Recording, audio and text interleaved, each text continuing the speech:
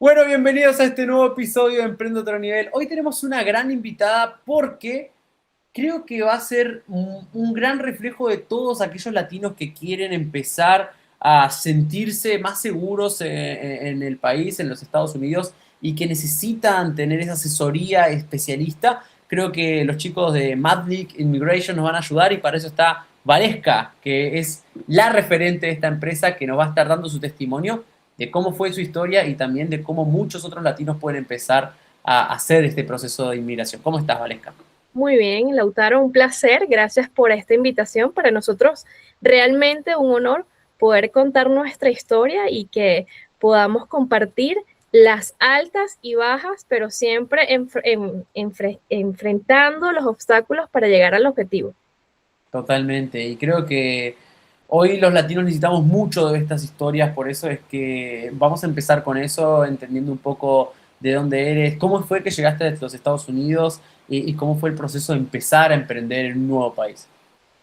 Primeramente, soy nacida en Venezuela y la situación de mi país me llevó a que en el 2014 me tuviera que ir prácticamente huyendo por situaciones políticas. Todo aquel que era estudiante de las universidades en el 2014 enfrentó un momento crítico que tuvo que tomar la decisión de irse del país o quedarse y ser preso de una situación política que estábamos enfrentando en ese momento muy grave.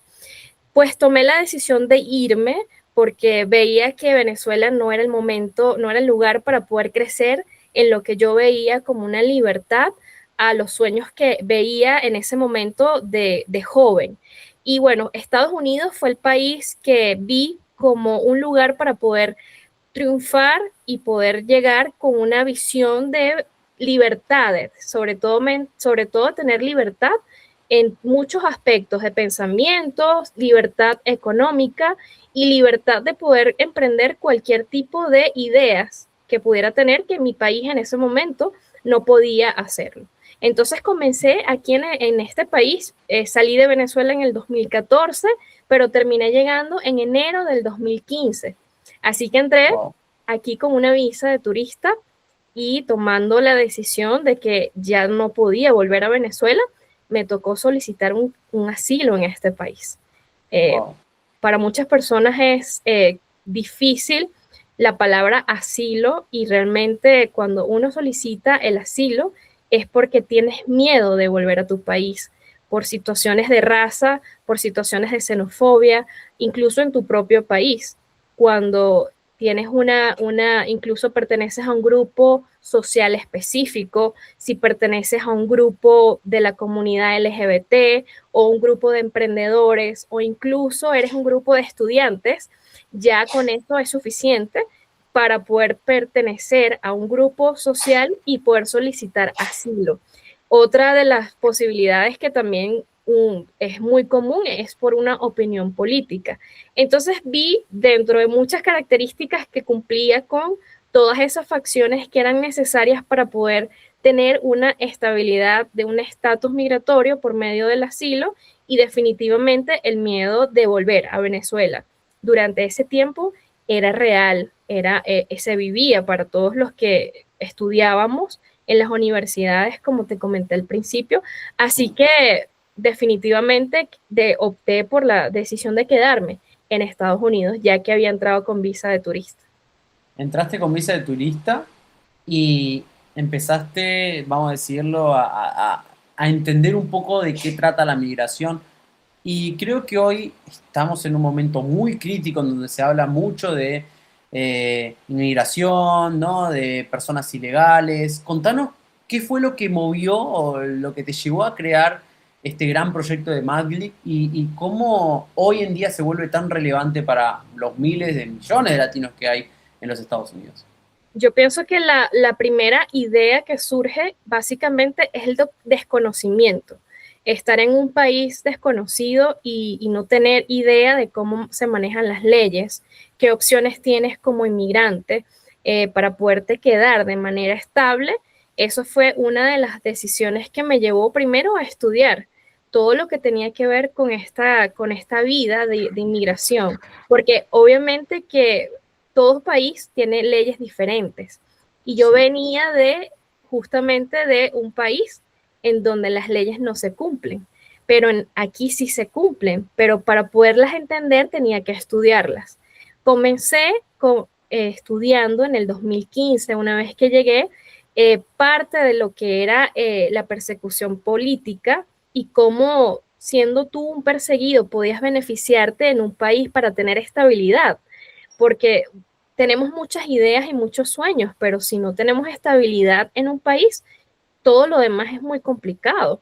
Salir de tu país, salir de tu rutina, dejar a tu familia a un lado y comenzar de cero en un país donde el idioma es diferente, para los latinos se nos hace muy difícil. Pero una vez que empiezas a comprender que existen vías y existen rutas, que no estás solo en este camino de la vida, allí justamente comprendí que el tema migratorio unido al tema legal era mi visión para poder no solo ayudarme a mí, sino poder ayudar a muchas personas que tenían en las mismas circunstancias por las cuales habían salido de sus países, no solamente venezolanos. Me he topado con personas de muchos países latinoamericanos, incluso europeos, y estas justamente son circunstancias que me han ido dando la oportunidad de conocer la historia que cada uno tiene. Entonces, tuve la oportunidad de introducir mis documentos para el asilo y cuando me llegó mi permiso de trabajo, comencé a trabajar en un hotel. Yo tuve el puesto de recepcionista, luego de gerente, y siendo gerente, muchos de mis empleados estaban tratando de buscar la opción de quedarse en este país. Y la primera circunstancia que me ocurrió, ese momento de poder practicar esa parte migratoria, fue con una empleada que me pidió el favor que la acompañara a su cita del asilo como intérprete.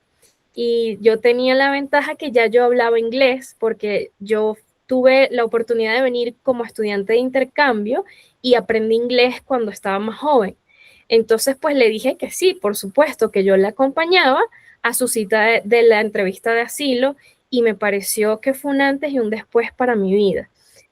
Después de salir de esa cita de asilo, vivir cara a cara con un funcionario de inmigración, vivir esas preguntas, saber realmente que sí existe la posibilidad de ganar una residencia por esa vía, era posible, y tomé esa oportunidad, como te digo, como un antes y un después de mi vida. Fue allí a partir del 2016 cuando comencé la visión de que lo que quería era ayudar a los inmigrantes, ayudar a que pudieran estabilizarse migratoriamente para poder lograr todos los sueños que tenían. Hoy creo que es súper importante el poder contar con una persona que te apoye en esa visión de llegar, ¿no? Y tener la libertad económica, la libertad de pensamiento que tal vez en nuestros países de origen no tenemos y que vamos a un nuevo país aspirando a poder llegar a obtenerlo. ¿Qué es lo que hace específicamente su empresa para poder ayudar a estos latinos que llegan con mucha incertidumbre y mucho Sí. desconocimiento?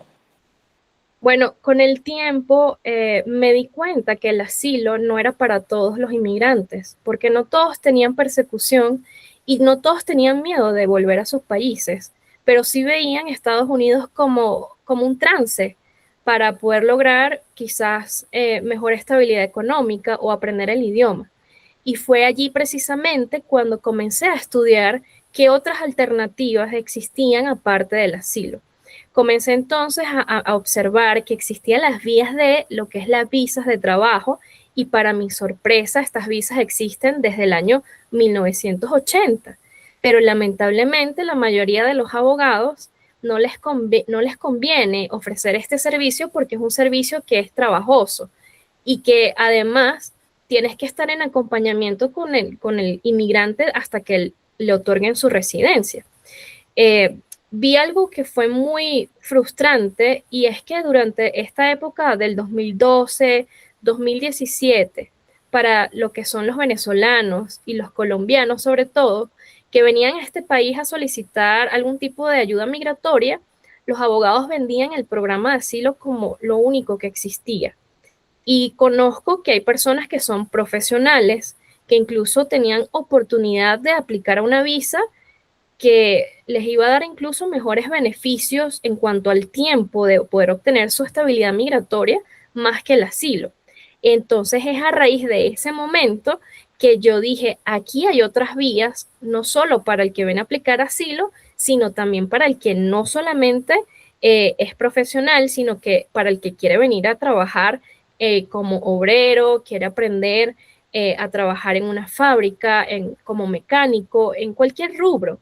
Porque aquí, esto sí te puedo decir, Estados Unidos es un país de oportunidades, pero hay que saber mirar que las oportunidades tienen un costo y ese costo es el conocimiento. Sí, y creo que es algo que hoy es paradójico, está al alcance de nuestras manos, está en redes sociales, está en nuestros celulares, pero a la vez sigue siendo muy importante poder tener una persona al lado que te pueda contar de experiencia propia, experiencia de otros, cómo hacerlo más fácil y tal vez con menos errores. Ahora, creo que has mencionado muy bien que ya afortunadamente estás dentro de tus 10 años, ¿no? De empezar con este servicio y has tenido una gran transformación de hacerlo tú misma como asesora a empezar poco a poco a crear equipos. ¿Por qué fue que empezaste a crear equipos? ¿Cómo fue que empezaste a duplicarte? Es importante que parte de las leyes de Estados Unidos y de la ley federal, que es inmigración, evita o te limita, si no eres abogado, a dar asesoría legal. Por como primer punto, es importante que nosotros, que somos preparadores desde este punto de vista, tenemos consultorías que no podemos decir que damos asesorías legales, pero damos una experiencia como inmigrantes y lo que damos es educación. Entonces, a raíz de esa educación que brindamos al inmigrante, porque desconoce, el inmigrante puede tomar su propia decisión hacia qué lado ir. Comenzamos a formar equipo porque todo comenzó por referencia, precisamente. Teníamos un cliente que no sabía qué hacer, luego entendió que esta vía le sirvió y le gustó, y así sucesivamente. Primero fue un núcleo familiar y luego se empezó a ir agrandando al punto que trabajamos hoy en día de la mano con dos bufetes de abogados y hacemos servicios para los abogados. Entonces, claro, la idea siempre es, como he dicho, la referencia es la mejor forma de hacer un marketing, porque alguien que le sirvió y le dio resultado va a recomendar tu servicio. Y eso es lo que ha pasado realmente con Matlick Immigration. Nosotros comenzamos por una visión propia de cómo mejorar nuestro sistema migratorio en este país y luego se transformó en un negocio que más allá de que la parte económica, básicamente era ayudar a transformar familias en lograr el sueño de manera eficaz y no a lo que yo quería venderles, sino a lo que ellos querían y sabían que era la vía más óptima para ellos. Entonces así fue que comenzamos a hacer nuestros enlaces y equipos a nivel nacional e incluso tenemos clientes en distintos, en países en Europa, en Latinoamérica, porque no solamente hemos trabajado con clientes aquí dentro de Estados Unidos. Wow. Y qué bueno que la visión pueda crecer más allá de lo que tú has logrado, que eso es súper importante. Pero creo que el poder crecer con equipos hace que podamos llegar mucho más lejos. ¿Cuáles son los desafíos que tiene para un emprendedor que pasa ahora a volverse líder de un equipo, referente de un equipo, desarrollar? ¿Cuáles son esos desafíos que uno tiene que trabajar para ser mejor, ¿no? Y para poder darle mejores herramientas?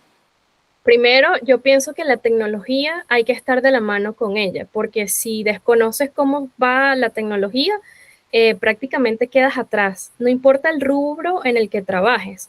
Puede ser que estés en la parte de ingeniería, en la parte educativa o simplemente eres un obrero, pero si no manejas la tecnología, lamentablemente todo se lleva hoy en día por ese lado. Y segundo, es delegar. Una de las cosas que a mí particularmente me cuesta mucho es delegar.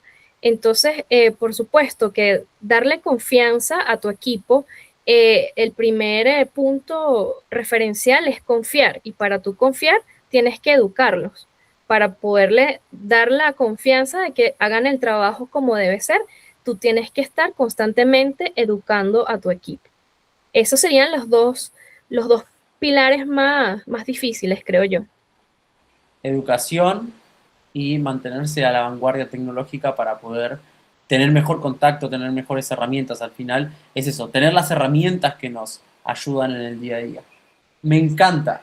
Quiero conocer un poco sobre el día a día que tienen ustedes, hablando de esto, ¿no? ¿Cómo es un día típico de atender con un cliente? ¿Hacen a través de reuniones virtuales? ¿Van hasta el lugar de la persona? ¿Cómo funciona un poco el proceso? Es bien complicado en cuanto al horario. Nosotros estamos ahora mismo en el estado de Utah y aquí cada vez que cambia la estación, cambia el horario. Así que como te decía, que teníamos clientes en distintos países, muchas veces tenemos que eh, despertarnos a las 3 de la mañana o acostarnos a las 11 de la noche para poder atender clientes de distintas partes. Para nosotros eso no realmente no es un problema porque, como te digo, incluso tenemos equipos que están trabajando desde España y desde Venezuela y para nosotros y desde Colombia, y para nosotros también eso es un enlace importante. Entonces, claro, yo pienso que el día a día no existe una hora de inicio ni una hora final, porque estamos constantemente trabajando. Lo que sí te puedo decir es que tratamos de respetar los fines de semana, porque para nosotros es importante el descanso. Y por sobre todo, una mente fresca está lista para trabajar el día lunes. Y nosotros no decimos trabajo de manera negativa, porque lo que hacemos nos gusta y lo que hacemos lo hacemos con mucho cariño. Así que por ese lado, yo no siento que un lunes sea lunes como muchas personas, sino que a veces el fin de semana anhelo que llegue el lunes porque me gusta lo que hago y el equipo que está conmigo también. Entonces, básicamente, como te digo, nuestro horario no tiene un inicio ni un fin. Totalmente. Pero sí se adapta un poco a lo que necesitan los clientes de diferentes locaciones que tienen diferentes horarios. Entonces, tienen esa versatilidad. Me encanta, Waleska, creo que es muy bueno. Quisiera conocer, me dio curiosidad ahora, seguramente haya muchos latinos fuera de Estados Unidos que dijeron, ok, entiendo lo del asilo, hay seguramente condiciones y demás, pero también hay otros tipos de visas, ¿no? ¿Cuáles son los tipos de visas que hay? Bueno, y qué tan diferentes con el asilo y por cuál les recomendás en cada caso. Esa pregunta me encanta porque normalmente las personas desconocen que existen dos visas básicas. Las visas que son para las personas que vienen a vivir a los Estados Unidos o tienen intenciones, que son las visas de inmigrantes, y están las visas que son temporales, que son las visas de turismo, que son las visas de intercambio, que son las visas de no inmigrante. Dentro de esas dos categorías hay dos ramas, hay varias ramas importantes. Y por eso precisamente el asilo no está dentro de ninguna de esas dos ramas, porque el asilo es una figura que encaja una vez que el inmigrante está dentro de Estados Unidos. Si en este caso hay una persecución y existe una embajada de Estados Unidos en ese país donde hay persecución, el inmigrante puede huir, refugiarse en la embajada y tal como el nombre lo acabo de mencionar, es un refugio, que viene siendo lo que es similar al asilo, solo que se hace desde afuera. Una vez que el refugio es ganado desde la embajada, lo trasladan a Estados Unidos y comienza a ser un refugiado. En este caso, pues ha ocurrido con muchas nacionalidades. En el caso de Venezuela es imposible porque en Venezuela hasta hace poco no había embajada y todavía están en ese tránsito de poderla aperturar. Entonces, en la forma de poder ver qué es lo que tú quieres como inmigrante, primero es situarte en lo que tienes y luego a qué vas. Por eso es importante tener un plan de vida. Quiero ir a Estados Unidos porque quiero aprender inglés, porque quiero trabajar de manera temporal o de manera permanente. Por eso ubicamos al inmigrante para saber qué tipo de visa va a obtener. Hay muchas personas que me dicen, yo solamente quiero ir para allá porque quiero trabajar como niñera, aprender inglés y ganarme algo de dinero. Y eso es válido, eso es una visa J1, por ejemplo. Mira, yo simplemente quiero ir de vacaciones porque quiero conocer Disney, una visa de turismo, y todas las visas tienen un código, ¿sí? Por el contrario, hay personas que me dicen, no, yo quiero ir a Estados Unidos a vivir, porque mi sueño es ir a desarrollar una startup en Silicon Valley, porque esa es mi idea y yo quiero desarrollarla allá. Entonces eso puede ser una visa de talento. Nos podemos ir por la visa de B1 hasta la visa B3 para ver qué tipo de categoría es. Por otro lado, también existen las visas que son solamente dedicadas a aquellas personas que están en la vida religiosa y sin importar el tipo de religión que practiques. Hay para sacerdotes, para rabinos, para incluso hay otra categoría en las religiones que también pueden calificar, y esa es la visa EB4. También está la visa de inversionista, que es la visa B5, pero por supuesto, cada persona tiene que tener un plan. ¿Qué es lo que yo quiero en Estados Unidos? Efectivamente, sí es un país de muchas oportunidades, pero si tú no estás blindado con un plan y no sabes cuánto tiempo quieres quedarte acá, te puede consumir el día a día, porque Estados Unidos es un país de visión, es un país de también de tener competencia, y eso es importante. Aquí el trabajo es algo que es normal. Y les ha pasado a muchas personas que cuando llegan a este país y les toca vivir el día a día, me dicen, no, esto no es lo que yo quiero. Entonces es importante que si quieres venir a vivir, mejor bien como turista para que veas cómo es el ritmo de vida. Claro. Y obviamente cada estado es muy diferente. Como se lleva la vida en Florida es muy distinto a Washington, D.C., como se lleva en Utah. O sea, también ese tipo de plan es importante a qué es lo que tú quieres. ¿Vienes con tu familia? ¿Vienes solo? ¿Qué edad tienes? Y eso es algo que normalmente no se planifica en el tema migratorio, porque muchas veces, como te digo, el desconocimiento nos hace ir a la deriva y perdemos tiempo de vida, y lo que más vale es el tiempo. Y una vez que nos ha transcurrido mucho tiempo en lograr una estabilidad migratoria, nos sentimos por el piso, y realmente eso es lo que queremos evitar. Como el día a día va tan rápido, en este momento queremos es que la persona se sienta que lo que va a venir a hacer es lo que se planificó. Totalmente. Y creo que todo nos lleva a entender de que quieren tener más tiempo de vida, quieren recuperar esos años de vida. Dejen de improvisar. Vayan con un profesional, vayan con Gualesca que les diga hagan esto, hagan lo otro, y con su equipo que seguramente le va a poder ayudar a ahorrar vida y poder tener esa seguridad, esa estabilidad para poder desarrollar los proyectos que tengan. Ya sea que tal vez, como has mencionado, quieran ir como turista para explorar y que les guste el país y que digan, a mí me encantó, ahora quiero ver la manera de llegar acá con toda mi familia, o si quieren realmente hacer el cambio, aprovechen este espacio que nos está dando y todo este conocimiento que nos dio Waleska y bueno, todo el equipo de Madlik. Gracias, en serio, Waleska, gracias. Por favor, por último, siempre hago una pregunta que tiene que ver con, seguramente haya reflexionado en esta entrevista y haya dicho, bueno, entiendo que estoy en este nivel, ¿no? He empezado de cero, he empezado asesorando a una persona, la acompañé aquella vez y me ha gustado, me he enamorado de poder hacer esto con otros. Y estoy en este nivel donde ya tengo equipo y estoy empezando a crecer más en otros estados. ¿Cuál es el siguiente nivel al que aspiran como empresa y cuáles son los pasos que tenés proyectados para poder llegar a él mismo? Esa pregunta me parece maravillosa, porque una de las cosas que nos ha fortalecido como equipo es que conectamos con empresas que están necesitadas de empleados, y hemos conectado con empresas de todo tipo de rubro, empresas de fábricas, empresas de construcción, empresas incluso que requieren personas profesionales como ingenieros, administradores.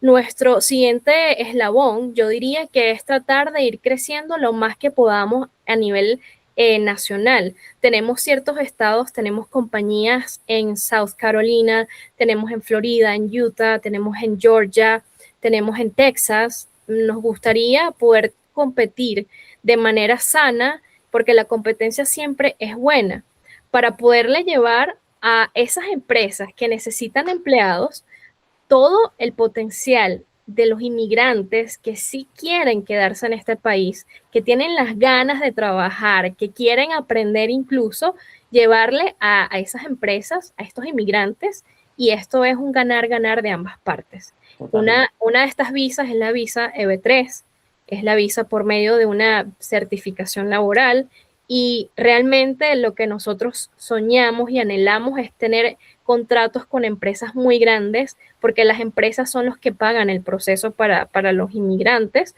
y eso sería realmente nuestro gran sueño de poder llevar a cabo que la empresa sea reconocida a nivel nacional y sea el vínculo para empresas muy importantes. Te estoy hablando incluso de empresas muy profesionales como la Google, como Microsoft, Facebook, que están en ciertos lugares, pero sin dejar a un lado también empresas que son staffing, que requieren personal para construcción, personas que quieren aprender incluso inglés. Las empresas les están dispuestas a darles cursos de inglés.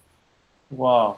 Es decir, un poco quieren ser ese nexo entre el inmigrante que tal vez está buscando y viendo cuál de las alternativas tomar, cuál tipo de visas y asilo. Ustedes esa opción de ser la B3, de que sean esponsoreado por una empresa, sería un ganar-ganar para ambas partes. Ellos teniendo esa fuente de trabajo y ustedes teniendo la posibilidad de que a la persona que inmigra tal vez no le salga de su bolsillo, sino que salga del bolsillo de las empresas que al final terminan quedándose con un talento bueno, bonito y barato, le dicen, ¿no? Es Bueno, correcto. bonito y barato. Me encantó en serio, Waleska. Por favor, danos las redes sociales tuyas o la red social de la empresa para que podamos acompañarte. Sí, nuestro Instagram es Matlik, que sería la M de Madrid, A de Alfa, D de Delta, L de Lima, I de Italia y C de Charlie, oficial. Matlik oficial en las redes sociales, que sería Instagram y Facebook. Y los números de teléfono de la oficina principal es el 801-636-6311. Perfecto, me encantó. Tenemos número de teléfono, tenemos redes sociales para que vayamos, aprendamos, nos contactemos y que cualquiera que tenga la intención, tal vez inclusive de ir como turista al principio de Estados Unidos o que quiera empezar a desarrollar una vida, llevar a sus padres, llevar a sus hermanos y construir ese círculo familiar, también lo puede hacer con asesoramiento, con profesionalismo. Muchísimas, en serio, muchísimas gracias, Waleska. Y para todos los demás, este fue un nuevo episodio de Emprende a otro nivel. Muchas gracias por habernos seguido. Chau, chau. Hasta luego. Nos vemos. Gracias.